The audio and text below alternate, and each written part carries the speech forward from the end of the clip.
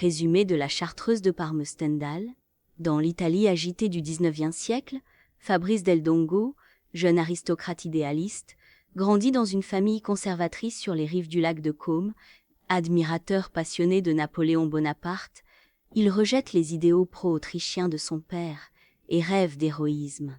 À l'insu de sa famille, il quitte le domaine familial pour rejoindre l'armée napoléonienne, espérant participer à la bataille de Waterloo. Mais son expérience est chaotique, perdu et inexpérimenté. Il découvre la brutalité et l'absurdité de la guerre. Cette aventure le désillusionne sur ses aspirations militaires et marque son retour en Lombardie. De retour, Fabrice trouve refuge auprès de sa tante, la duchesse Gina Sanseverina.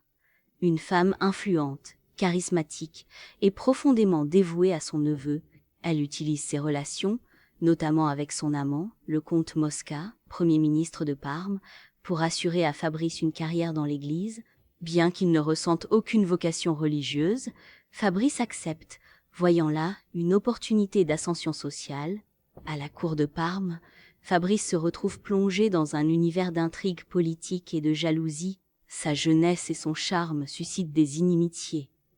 Et il devient la cible de machinations.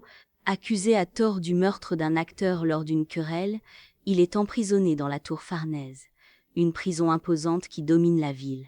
C'est durant sa captivité que Fabrice rencontre Clélia Conti, la fille du gouverneur de la prison. Leur amour interdit naît dans un contexte de danger et de contrainte. Clélia, promise à un autre homme par devoir familial, est déchirée entre son amour pour Fabrice et les attentes de son entourage. Leur passion est marquée par les obstacles et la douleur. Grâce à l'intervention de la duchesse Sanseverina et de ses alliés, Fabrice parvient à s'évader. Pourtant, son bonheur est de courte durée. Clélia, bien qu'amoureuse, respecte les conventions sociales et son mariage arrangé.